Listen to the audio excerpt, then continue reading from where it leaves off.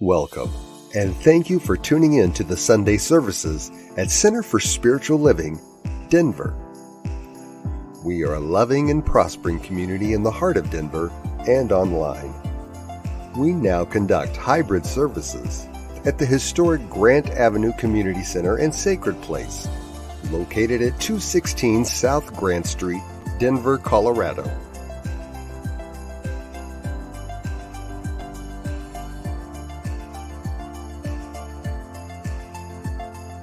All are welcomed here. A place, space, and face of love. We are a spiritual community practicing universal principles that enrich our lives. We are grateful that you have blessed us with your presence. While online, we'd love to know you're watching with us. Feel free to leave a comment and let everyone appreciate you. With everything going on, life can feel overwhelming. CSL Denver wants you to know we are here for you.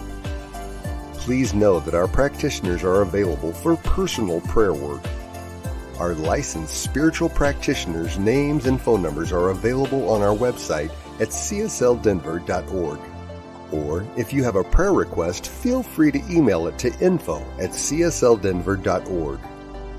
For your convenience, you'll find clickable links in the description of this broadcast. Rev L. Zia, along with all our guest speakers, practitioners, service coordinators, and musical inspirations, want you to know how truly grateful we are that you are with us today. Thank you for your continued support and participation in our services, workshops, and events, as well as providing financial contributions to our center. If you're interested in upcoming events and information, we send out weekly newsletters. Sign up by visiting www.csldenver.org. We deliver services in a hybrid format where we meet in person at 216 South Grant Street. We will also continue to live stream all services on Facebook and YouTube every Sunday. Find us on our respective channels as well as on New Thought Media Network. Again, thank you for your precious attention. Now prepare for engaging enlightenment.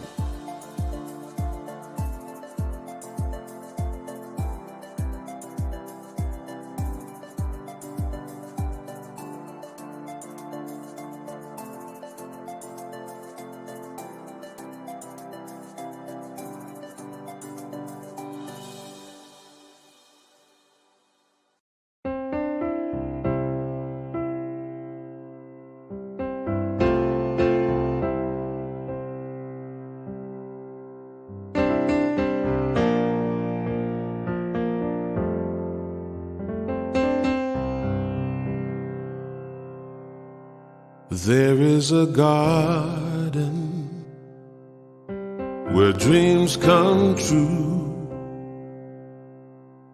a beautiful garden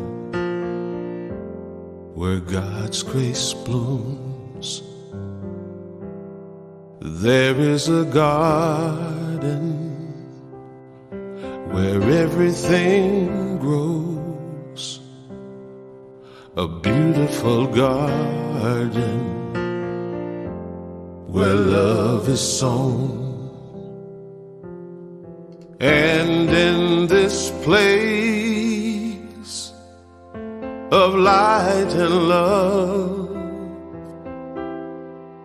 you can have anything that you're dreaming of. There is a garden where dreams come true, a beautiful garden. That garden is you.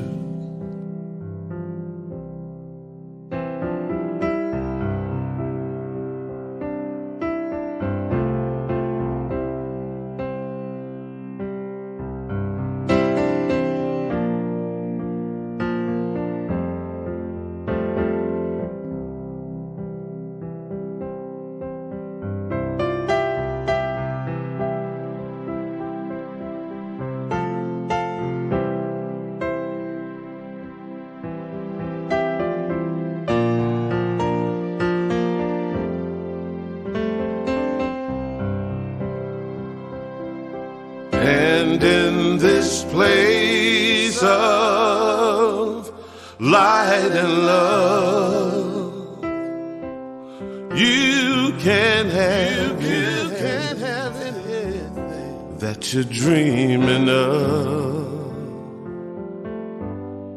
There is a garden where dreams come true, a beautiful garden. That garden is you.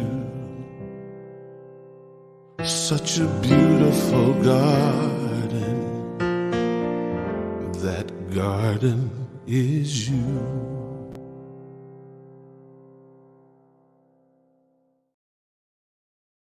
Welcome, and thank you for tuning in.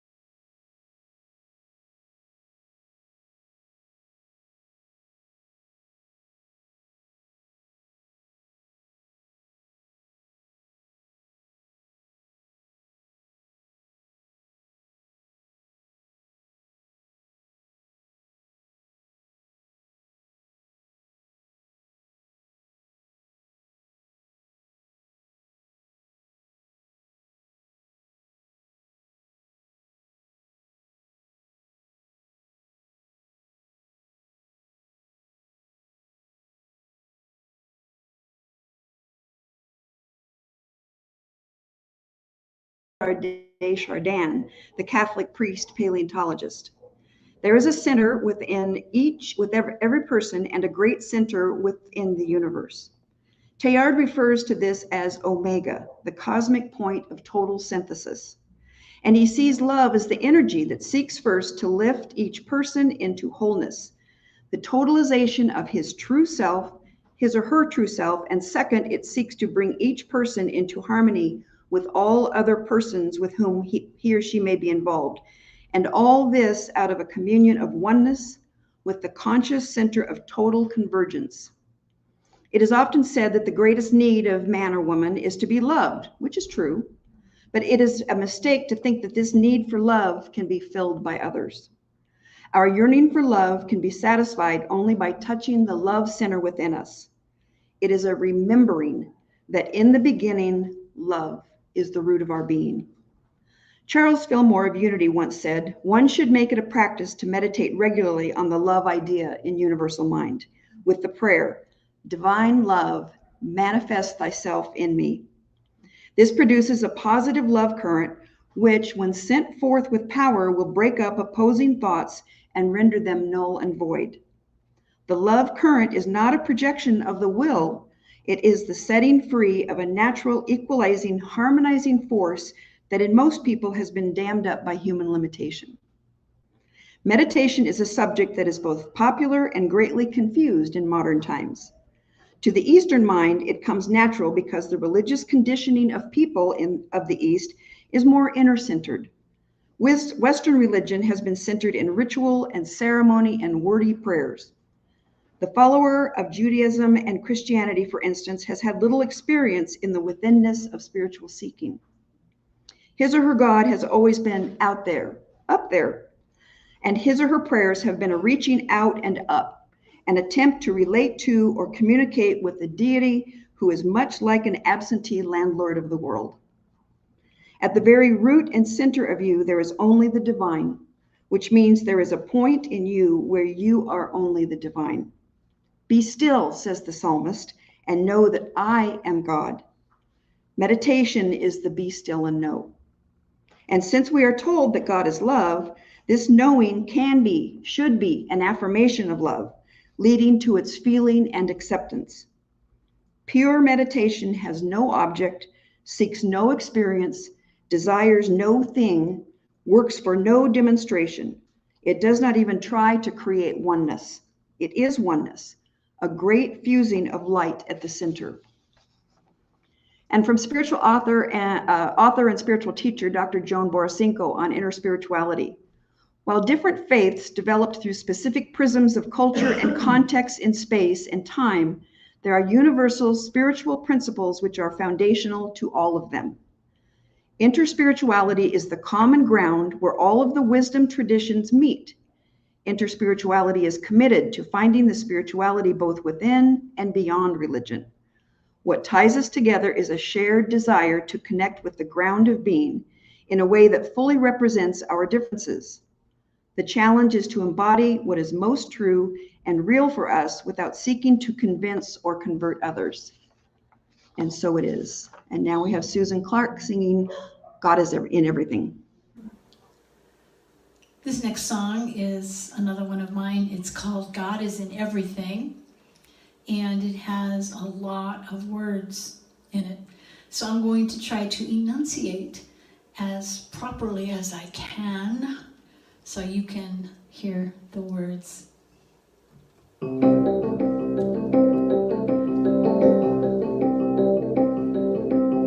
God is in you, is in me, is in he, is in she, is in everybody we see. God is in you, is in me, is in he, is in she, is in everybody we see. No need to search every chapter and verse looking for some missing key. Just take a look in the mirror and you will see you are divinity. God is in rocks and in plants and in trees and in deserts and prairies and cool mountain streams. God is in rocks and in plants and in trees and in deserts and prairies and cool mountain streams. No need to travel to some ancient shrine. You have only to open your mind. The Christ within me greets the Christ within you, and together our light will shine. No need to question that we are expressions of all that is sacred and good. When we let go and let God, we will see everything unfold as it should.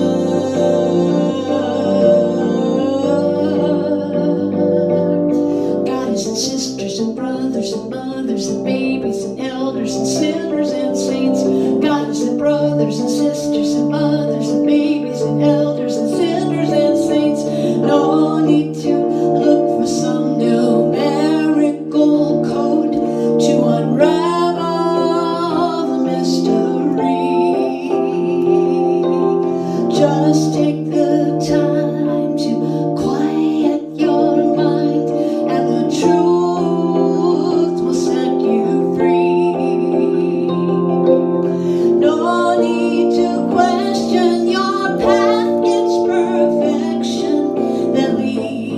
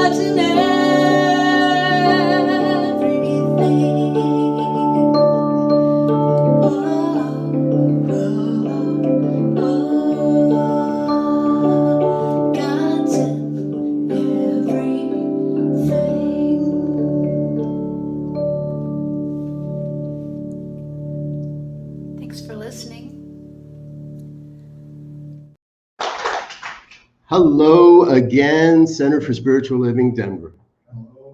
How wonderful it is to be with you. I always enjoy my opportunities to visit here with you. And for everyone watching out online, what camera are you on this one? For everybody watching out online, welcome and thanks for joining us as well today. There's a big word in our title for today's talk, interspirituality. And it's a unique word because it was coined by Reverend Dr. Father Keating many, many years ago. He made his transition a bit ago now. And the philosophy or the theory of interspirituality, which we're going to dig into in a minute here, speaks to, well, an experience of oneness. And it emerges throughout time, really. And in 2013, there was a book written called The Coming Interspiritual Age that asked many questions. And I believe, based on my experiences of this year, that New Thought as a philosophy, as a faith, as a way of life, is entering an interspiritual age. We may not know it. And I'll share a little bit of this as we go along. There are some that definitely don't know it within the New Thought movement, but more and more and more people are coming to realize just what this thing called oneness really means. It's not a theory. It's an activity. It's a way of life. So if you'll pull up our first slide there for us real quick, we're going to jump right in to the definition of interspirituality. It is the sharing of ultimate experiences across traditions, the religion of the third millennium. Now, we're going to come to that word religion in just a minute or two because I personally have a few issues with that word. Some of you may as well. Interspirituality is the foundation that can prepare the way for the planet-wide enlightened culture and a continuing community among the religions that is substantial, vital, and creative. So why would we have a problem with that? I have found in my travels and in my years that people mix up the concepts of religion a little bit. Now, in the world, if we look at the whole planet, the vast majority of human beings fall into one of 5 religions. So we'll take that next slide, Paul. And in order, they are Christianity, Islam, Hinduism, Buddhism, and Judaism. New Thought doesn't fall in there anywhere, does it? Well, except that there is New Thought in Judaism. And I happen to know a New Thought Muslim minister very well, sitting in this very room, actually. So if you're wondering, we can talk about that a little later. And when you look at the traditional New Thought organizations, communities, you see a lot of Buddhism. And a lot of people migrate from Buddhism into New Thought. It's definitely a gateway for New Thought. And what it is religion, by its definition, is organized worship of a deity or a god. But we really don't do that, do we? I don't know very many New Thoughters that get down on bended knee and prostrate themselves and beg, oh, please, please, please me. It could be said that perhaps we worship an experience of oneness. To me, that doesn't really quite fall into the whole religion category, if you follow along with us here. So I want to encourage us as we go along today and look at this concept of interspirituality to recognize anywhere where there might be the word religion, how do we shift that just a little bit and create a little more New Thought in our religion, in that concept. I want to go to the next slide as well, please, Paul. Thank you. And this is encapsulation of what Alice shared with us earlier, so thank you for doing that. What ties us together is a shared desire to connect with the ground of being in a way that fully respects our differences. This is New Thought. This is interspirituality.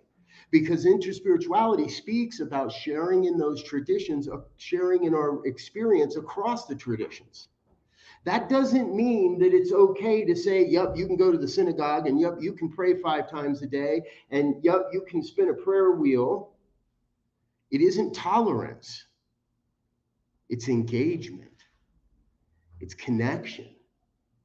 Interspirituality calls us to sit in the synagogue and experience those traditions. It calls us to find someone that practices the Islamic faith and really learn the similarities and practice together. I had a great opportunity to do that earlier this year. It's called the Parliament of the World's Religions. And I want to talk about that in a couple minutes as well.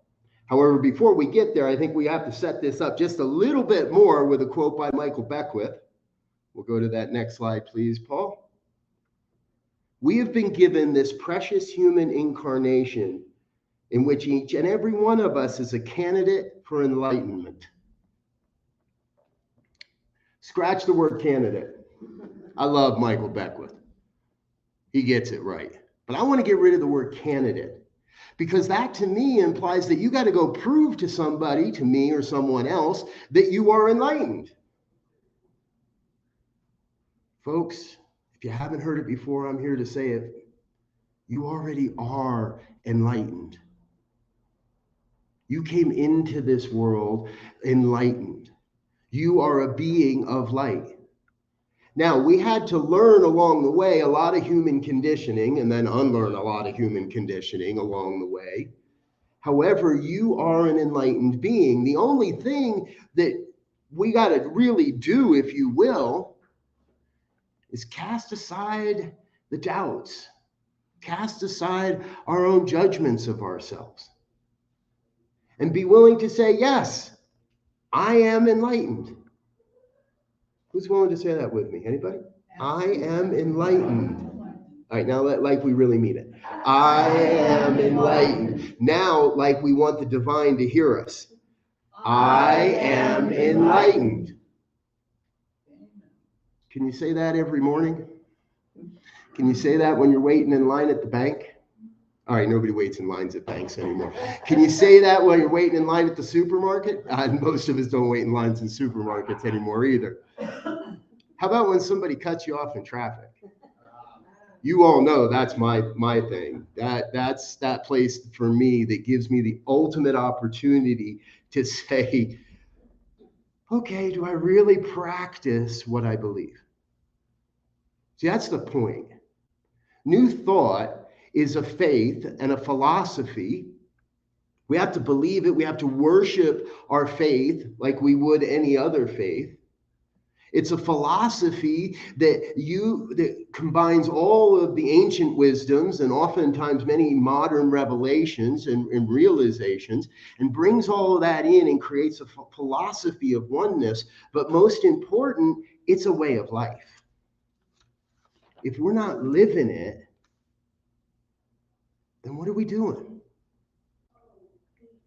If we're not living this stuff.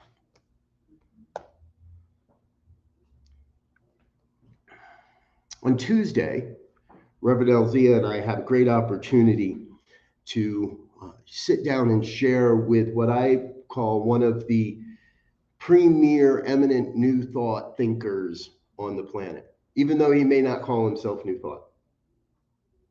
And that is Sharif Abdullah. Now, Sharif wrote a book, we'll take that next slide, please, Paul, called A World That Works for All. And in that, he writes, a world that works for all is not achievable without restructuring our priorities, our attitudes, and our culture. It's not going to happen unless we restructure our priorities, our attitudes, and our culture.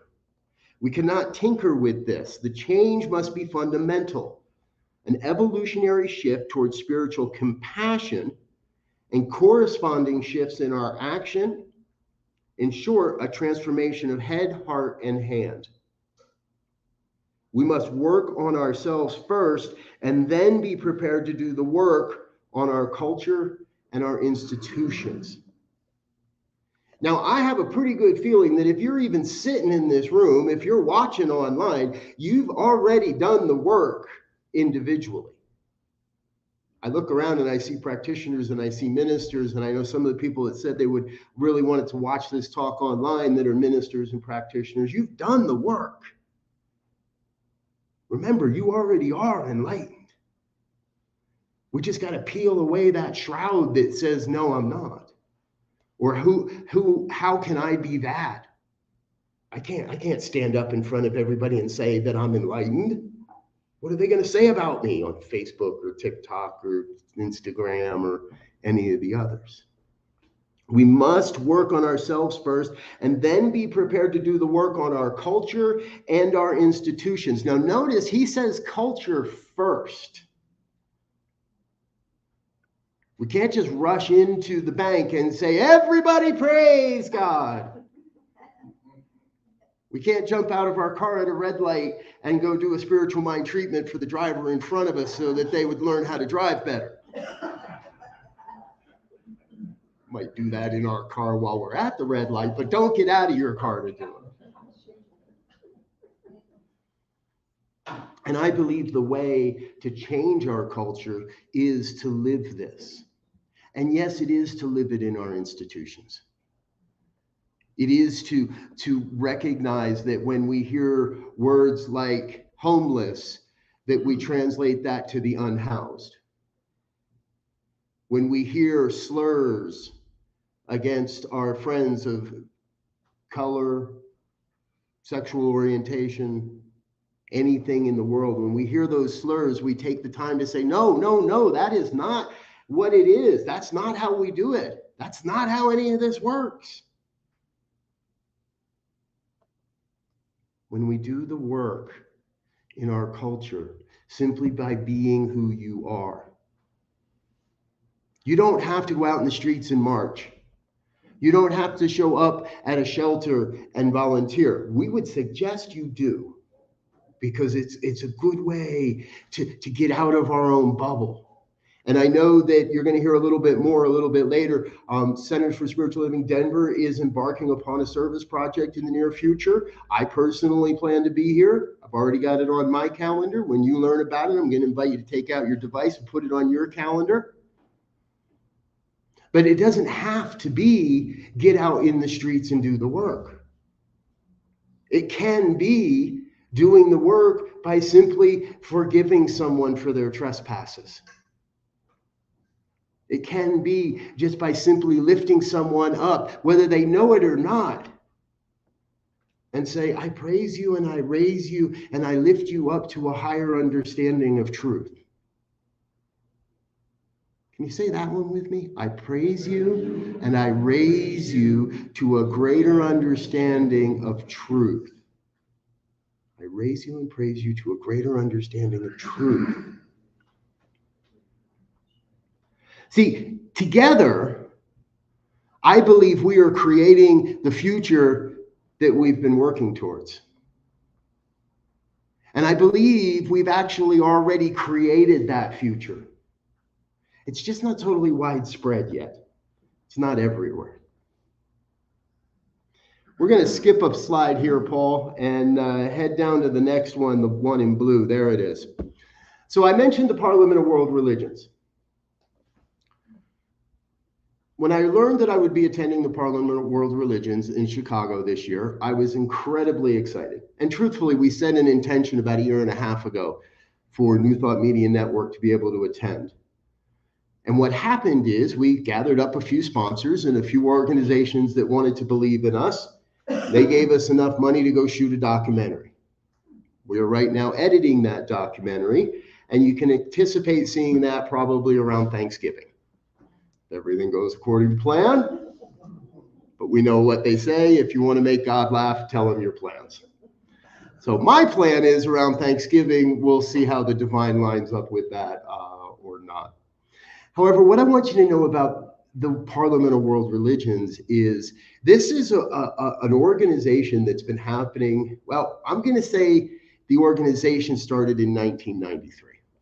The very first convening of the Parliament of World Religions happened in 1893 at the Chicago's World Fair. This is where Yogananda gave his first speech in America. His first talk in America was at the Parliament of World Religions in 1893. It took him a whole 100 years to decide it was time to have another one. And many say that that speech by Yogananda was the birth of the modern interfaith movement. How many people have heard that word? That's the tolerance. That's where people and leaders from various organizations to get together and say, you know, it's cool for you to be you, but it would still be better if you were us. And it's cool for you to practice that way, and we might even sit in a little bit, but it would still be better if you did it the way we did it. Nothing wrong with that. It's the first step towards interspirituality. Now, since 1993, when they decided to do it again, there have been this year was the ninth actual convening of a Parliament of World Religions. They don't happen every year. They don't happen every 3 years. Sometimes it's been 5 years in between. It's been 8 years in between. It's been 3 years in between. The most recent ones were Salt Lake City in 2015. 2018 was Toronto. And here in 2023, we were in Chicago. If you ask me, I'm going to bet the next one won't be in North America, because the Parliament has been to Barcelona and other European countries along the way. But what happened was about somewhere between 8,000 and 9,000 people from all of the world's religions. And by the way, New Thought is considered one of the official world's religions at this point, according to the Parliament. We all got together for a week. And what I loved was nobody came in beating their chest saying we're the best. Everybody gave what they had. Everybody brought who they were. And everybody that I met across an entire week came with a curiosity of how we all work together. Not once did I have somebody come up to me and say, so what religion are you? What faith do you follow? People introduce themselves by saying, hi, how are you today? And we danced together, and we laughed together, and we listened to great speakers together, and we had great panel discussions together. And if anybody's familiar with the Sikh community, we had longer for lunch every day of the week. Now, when was the last time you went to a conference of 8,000 people and there was free lunch every day of the week? The Sikh community brought their heart to feed this experience, to nourish us, to keep more money in our pockets so we didn't have to go spend overpriced, a lot of money for small little sandwiches. And the Buddhist community created experiences throughout the event. And the New Thought community, we had our largest contingency of New Thought people at this conference ever, at the Parliament ever. We were interspiritual. We didn't care, we didn't look, we didn't ask who and how and why. We just were. We were together. It was an amazing experience. And what I came to realize is that I believe that as a movement, New Thought has come to a place where we must ask ourselves if we're willing to support New Thought wherever it may show up in the world and however it may look, no matter what it might look like. I believe if we can do that, we will develop a deeper sense of oneness. And what I know is at the level of the upper leadership, let's say, there is definitely a desire for New Thought to come together and support the uprising of this philosophy, faith, way of life, wherever it might be. I was in Mexico earlier this year at the Convention of the Americas. and a Spanish-speaking convention that is pure New Thought, pure science of mind, and it's translated English to Spanish and Spanish to English the whole week. Everything you do is translated for you.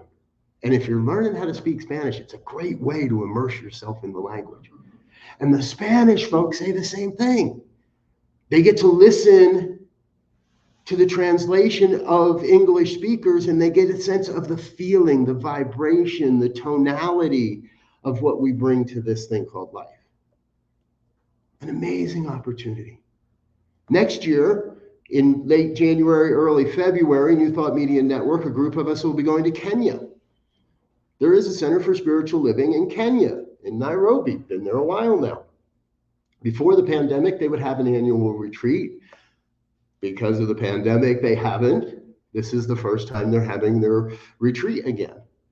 And we're going not as a organization that says, here's how you do it. Here's the bylaws, here's this, here's that. You fill in your name, and this is how you do it. And if you don't do it our way, well, you have a problem. I think we had a conversation about that earlier before. Organizations that want you to do it your way, their way. What we're doing is we're going there with an authentic and open heart to listen deeply to what the people of Kenya want, what the divine wants to bring forward in Kenya, and how we can support that, not teach them how to do it. The story of feeding a man a fish or teaching a man to fish comes to mind. I believe that organizations, whether it's Centers for Spiritual Living, the Unity Movement, whether it's Agape International Spiritual Center, whether it's Hillside, whether it's the Universal Foundation for Better Living, no matter what organization, Affiliated New Thought Network, International New Thought Alliance, the Association for Global New Thought, a lot of four-letter acronyms floating around at these things, trust me. New Thought Media Network. There is a desire to support the uprising of New Thought, whatever it's going to look like and however it's going to show up. Not just demanding that it be one way or another. But that's going to take people. One of the other things I've come to believe wholeheartedly is that every one of us has been called to serve humanity's evolution in an awe-inspiring way. Because what I know, and I've watched many of you for years now, been in this Denver market for almost 15 years myself now. Many of us have bumped into each other over the years and along the way. And what I have seen is every one of you has that within you, has something. And when you bring who you are, absolutely authentically, who you really are, not what some organization tells you you're supposed to be, not following some formula that was created 100 years ago, but when you take the wealth, the breadth of your knowledge, of your wisdom, of your shared lived experience, and bring that to bear as a way of life, there's nothing that can stop us. There's nothing that can get in the way of New Thought standing on a world stage. And I tell you, when Michael Beckwith stood on that stage in Chicago, the world was listening. And when Marianne Williamson stood on that stage in Chicago, the world was listening. When we spoke our truth in panel discussions, and when we spoke our truth hanging out at the booth, it's a conference, everybody's got a booth, everybody's selling something. I was very happy. None of the New Thought booths were trying to sell anything. You could buy a nice, brass bowl that was 5 times more expensive than it would be if you bought it downtown tomorrow at this thing. Nobody was trying to push. Like our Jones quote said, nobody was trying to convert. We were creating a world that works for all. We were creating a vision of a new culture. And what I trust is all of those restaurants around the area, all those hotel workers, everybody was working in all the hotel. We filled up like 4 major hotels, 8,000 people. It's not all in one hotel. Everyone in that neighborhood that was touched by someone from that conference that week, I believe, went home with a greater sense of love in their heart. And a greater, well, they may not know it, but a greater calling to be a part of something. You know, we call ourselves a movement, but I see a lot of people sitting around waiting for a Messiah, waiting for somebody to direct them what to do. It's time we make the movement move. I think it's time we make this movement move. And we'll go to our last slide there too, because this wouldn't be complete in my mind if I didn't bring a little bit of Ernest Holmes into the conversation. This is a quote he wrote at one point. "Today I guard my thoughts and speech. I keep my consciousness steadfast with the realization that there is a spiritual power and strength upon which I may call. If confusion enters, I shall repudiate it. I turn resolutely to that divine source that knows no confusion, to that spiritual center within me that knows no fear." Now, when he says I guard my thoughts and speech, he doesn't mean that I'm hiding them. He doesn't mean that I'm not speaking my truth. What he means is I'm very conscious and very specific in what I say. I'm very specific in what I claim for myself. I am very specific in what I call into my life. A lot of people, when they come into this movement, they're taught, well, if you say something you don't like I hate that person, you just say erase, erase, erase, cancel, cancel, cancel, and that takes care of it. No. Sorry. Doesn't work like that. We have to be willing to be specific and guarded and intentional with our speech. I keep my consciousness steadfast that the realization that there is a spiritual power and strength upon which I call, upon which I stand, upon whose shoulders I reside. And I shall repudiate any confusion. That's not how it works, folks. I was in an experience recently where I had the unfortunate experience of witnessing someone really just an ugly put down of someone else. And I stood up and I said, that's not going to stand. That's not going to stand. You cannot continue to keep treating people like that. And it may be something small, but whatever it is for you, I believe it is our turn to be a spiritual center, to be a center of spiritual experience and truth, and live that in the world and speak that out into the world. We are the ones we've been waiting for. We have created a future that we've been working towards. This movement has brought us to this point, and now it is our responsibility to lift that up and take it forward. Are you willing? Are you willing? Yes. Then let's pray.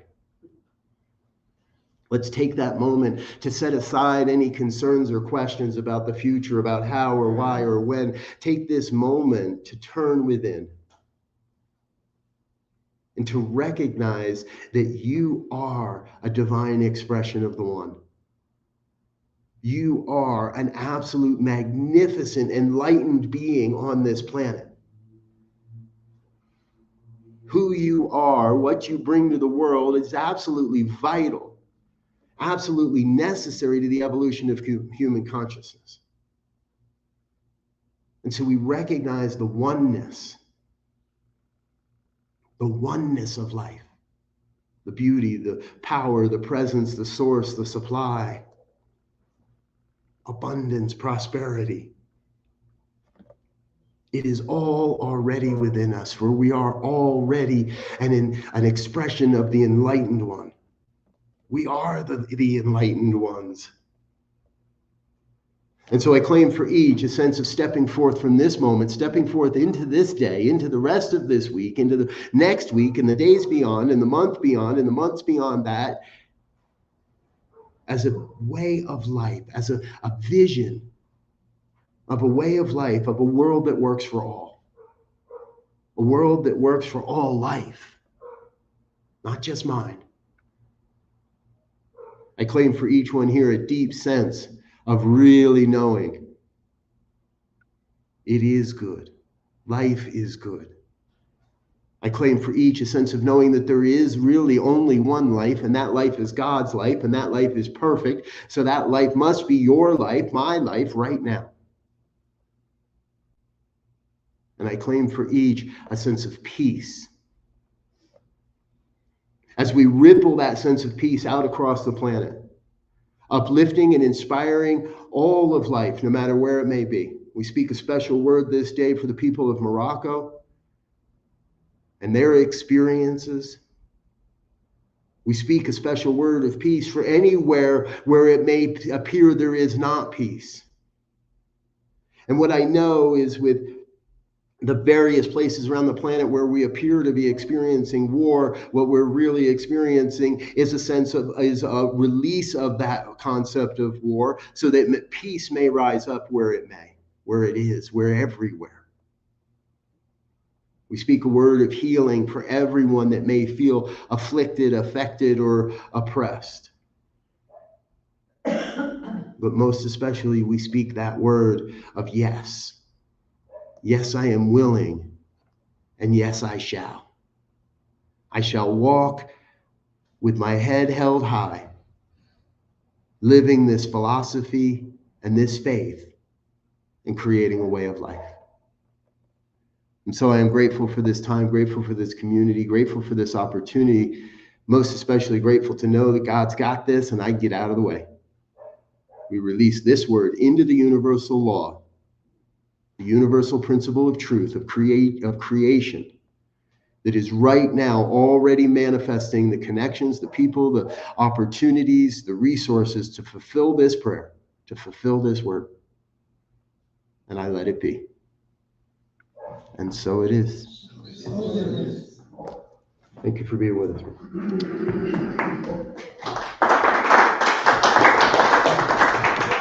Thank you, Reverend Robert, for that inspiring talk. It is now the offertory time, but before we do that, I want to just highlight one thing that the Reverend Robert brought up. This Tuesday on New Thought Today, on the New Thought Media Network, we will be doing an interview with Sharif Abdullah, the world that works for all, which has become the mantra, if you will, for Sears for Spirituality, a world that works for everyone. But we want to take it to a world that works for all. That means the planet, the air, the birds, all, because it is a oneness that we live, and it is a oneness that we are experiencing. So if you have time, 2 p.m. Mountain Time on New Thought Media Network, you can go and search it on YouTube or Facebook, and we'll be there. So we want to thank everyone for your time, treasure, and talent that you display and give and honor Centers for Spiritual Living Denver with. So whether this is your first time or a repeated time that you've joined our community, we thank you and we welcome. If you look at the bottom of the screen, you will see the many different ways that you can give, whether you can go to the website and push the donate button, or you can do a text to give, or you can send to the P.O. box. But however you give, we thank you. And so if you now, as our customary tradition, take your hand with your tithe over your heart, or just put your hand over your heart if it feels comfortable, and repeat our affirmation. This perfect gift is spirit informed, circulating and blessing all that it touches. Freely I give and joyously I receive, and so it is. Amen. And so it is. Amen. And so now Alice will come and give us a few announcements before we close out. We have quite a few announcements. As Reverend Robert mentioned, this coming Saturday, September 16th, right here upstairs in the theater, this building is owned by a nonprofit agency, and so they've got a bunch of different groups here, and so they're trying to upgrade the theater by cleaning off the stage and sweeping, and then doing some painting eventually and all of that. So we have volunteered. So if you wish to come and help, that is great. It is this coming Saturday from 10 to 3, and it's just upstairs, and we will have information on our website, in our newsletter, and all of that. So, and then also we've got more information on our class now. So it is called Keys to Consciousness for Personal Spiritual Growth, Embarking on the Spiritual Path. And it's 4 Wednesdays, but in the middle we're skipping a week because of the availability of the rooms. So the first class starts on September 27th, and then October 4th, and then it skips a week, and then October 18th and 25th. And it's from 6 to 9 p.m. right here in the building, and I think it's going to be in one of the smaller parlor rooms down the hall. So it's 216 South Grant Street, and we have a minimum of 10 participants and a maximum of 20. So please, if you want to sign up, it is $50 per person, and Reverend Delzia is teaching the class, and but we can always work out, payment plans or whatever. And it's in person only, so we're not going to be showing this online or anything. So this class explores the journey of spiritual development and introduces mysticism as a personal commitment to spiritual growth through direct experience of the infinite reality. Participants develop a deeper understanding of the unity inherent in religious ideals and universal principles. So you can either just let Reverend Elzia or I know, or as Robin did, she sent us an email and said that she was interested, to info@csldenver.org. And then on Thursday, September 21st at 7 p.m., if you want to take a hike up to Fort Collins, Karen Drucker is going to be doing a concert up there with the Center for Spiritual Living, Northern Colorado. The location is 1815 Yorktown Avenue, Fort Collins. We've got that information in our weekly MailChimp and on our website. So the tickets, let's see, there is a ticket. I don't remember what the cost is, but it is, there it is. Okay. It's too late for the $25, but it is $35, but there is a 15% discount if you've got 3 or more people who sign up at once. So we've got additional information on the table there. And then we had Jessie Powers as our guest musician back in July. And so she is going to be in town here doing some concerts at different centers. And then she's also going to be it's going to be a house concert on Saturday, September 30th. Jessie and Patricia Bahia will be having a Raising Vibrations house concert at a private residence in Arvada. It's my house. It's Reverend Robert's house. I didn't want to say it unless he was okay with it. Doors open at 6 for an optional potluck dinner, drinks, snacks, and mingle, and then the concert starts at 7. So you can RSVP to info@ntmedia.org to receive the address. This is a donation-based concert, so they would like it if you could pay $20, but if not, then pay what you can, and please come and share in that. We have some older Science of Mind magazines that are free. We have this month's, and actually, like I said last week, the Science of Mind magazines are now it's 2 months put together. So they've got September and October. So you show one side and then you flip the other. So, but it's the same price. So it's $4 for the newer magazine. And then if you would like to hear some good news of the world, to affirm the good in the world, we have a link on our Facebook page called And Now the Good News. This program is put together by New Thought Media Network, and it airs on Fridays at 5 p.m. Mountain Time, or you can watch these anytime during the week. Just go to our Facebook page and click on any of the And Now the Good News. So we are truly blessed by everyone who has chosen to support CSL Denver by showing up on Sundays. And we know that as we move through the rest of this year, the Divine Beloved is guiding and loving each and every one of us. Thank you for joining us. And we've got meditation after service today. So we're going to circle up at 11. And then for those who want, can walk over to the Molecule Effect for some coffee and conversation. And now let's close out with Chris Chickering singing A Prayer for Who We Really Are.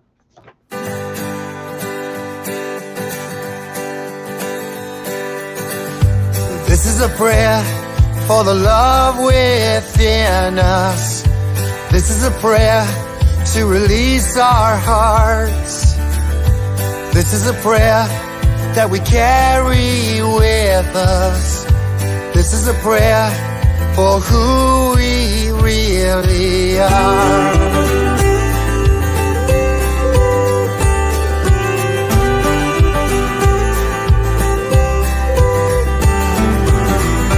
We are light, we are sunshine, we are what we believe. We are hope, we are promise of everything that's yet to be. We are bliss, we are laughter, we are flowers in the spring. We are life, ever flowing, and these are the words that we will sing.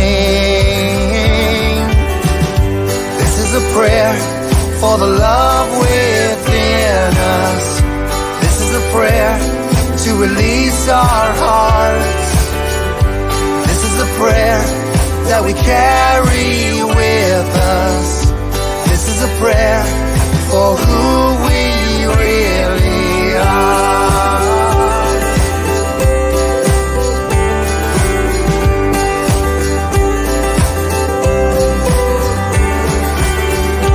We are strong, we are fearless, we find the comfort in our souls. We are real, we are open to the destiny that's ours to hold. This is a prayer for the love within us. This is a prayer to release our hearts. This is a prayer that we carry with us. This is a prayer for who we really are.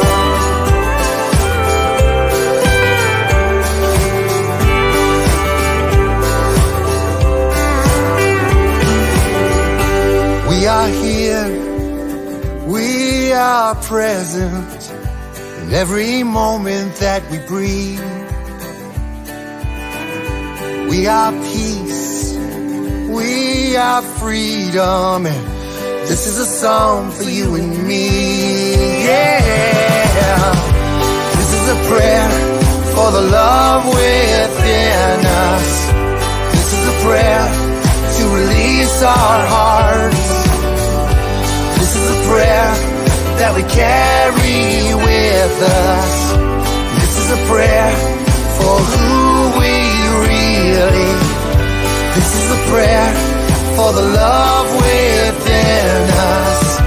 This is a prayer to release our hearts. This is a prayer that we carry with us. This is a prayer for who